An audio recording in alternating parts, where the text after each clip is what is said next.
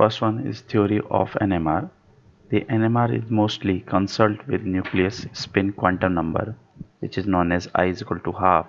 The proton having I is equal to half when placed in external magnetic field H0. It starts to spin around the nucleus axis and generate another magnetic field. According to quantum mechanics, there are 2i plus 1, so 2 spin stage plus half and minus half for the protons. It shows in the diagram when we applied magnetic field V0, the nucleus spin quantum number divided into two parts. First one is plus half, which is known as alpha spin state, and the second one is minus half, which is known as beta spin state.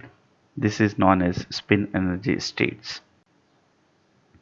When a change particle placed in magnetic field, it starts to revel, and thereafter its pose angular momentum due to a generation of another magnetic field.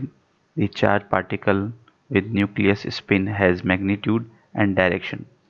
Both this property is described by the factor which is called the magnetic moment mu. So when the proton take place in magnetic field, it has two spin states plus half and minus half. So there are two energy levels for spin state is plus half and minus half. So we can describe E1 is equal to plus mu H0, the equation first. Second one is E2, which is equal to minus half mu H0, the equation second, where H0 is magnetic field strength or applied magnetic field and mu is magnetic moment. So we can say in third equation delta E is equal to E1 minus E2, the equation third. So we can say delta E is equal to mu H0, the equation 4. By Bohr's frequency equation, we can write down delta E is equal to H nu, the equation 5, where mu is equal to frequency from the equation 4th and the 5th one. Applied field and precession. In spinning nuclei or magnetic moment, some elements have isotopes with nuclei that behave as though they were spinning about an axis, much like the Earth. The spinning of charged particle generates a magnetic field. As a consequence, the spinning nuclei behave as though they were tiny paramagnets having a north and south pole. जब तक nuclear magnetic field applied नहीं किया जाता तभी तक जब सब भी न्यूक्लियस हैं रैंडमली ओरिएंटेड होंगे, जब तक कोई भी अप्लाइड मैग्नेटिक फील्ड नहीं लगाया जाता। लेकिन जब अप्लाइड मैग्नेटिक फील्ड लगाएंगे तो वो उनका ओरिएंटेशन दो तरह से होगा, या तो अलाइन होगा विद मैग्नेटिक फील्ड या अपोज होगा with magnetic field. Align magnetic field को अल्फा स्पिन स्टेट कहेंगे तथा अपोज मैग्नेटिक फील्ड को बीटा स्पिन स्टेट कहेंगे। Since a nucleus or an electron bears a charge, its spins gives rise to a magnetic field that is analogous to the field produced when an electric current is passed through a coil of wire. The resulting magnetic dipole mu is oriented along the axis of spin and has a value that is characteristic for each kind of particles. Precessional motion. Because the proton is behaving as a spinning magnet, it can align itself either with or opposed to an external magnetic field. It can also move a characteristic way under the influence of the external magnet. Considering the behavior of spinning top, the top has a spinning motion around its axis. It also performs a slower waltz-like motion in which the spinning axis of top moves slowly around the vertical. This is called precessional motion, and the top is said to be precession around the vertical axis of the gravitational force of the Earth.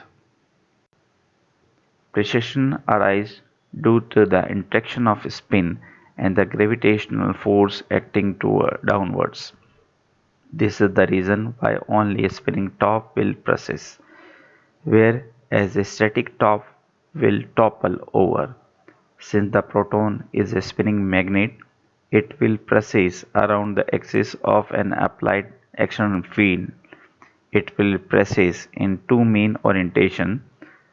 First one is aligned or parallel with field low energy, which is known as alpha spin state, and the second one is opposed or anti-parallel to the field high, which is in high energy, is known as beta spin state.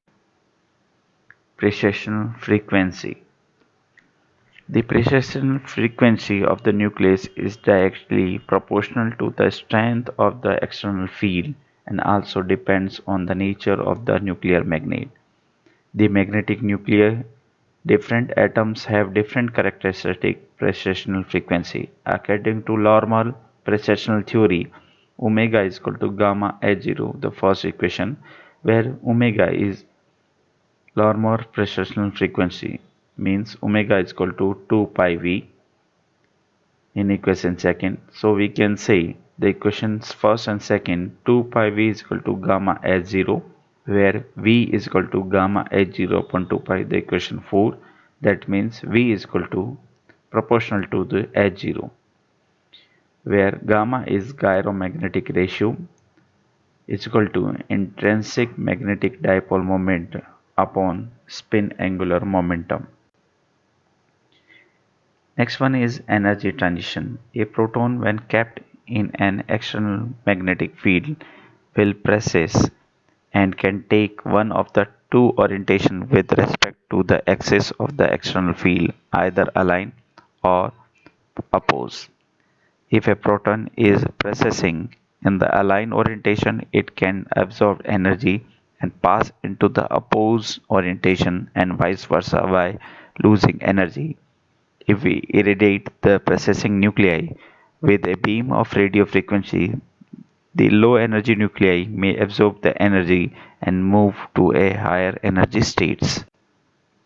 The precession proton will absorb energy from the radio frequency source if the precessing frequency is same as the frequency of the radio frequency beam. When this occurs, the nucleus and the radio frequency beam are said to be resonance, hence the term is known as nuclear magnetic resonance or NMR. So, in this lecture second, we discuss the theory, means the principle of NMR, and two important things are we discussed, that is precessional motion and the precessional frequency. Thank you very much.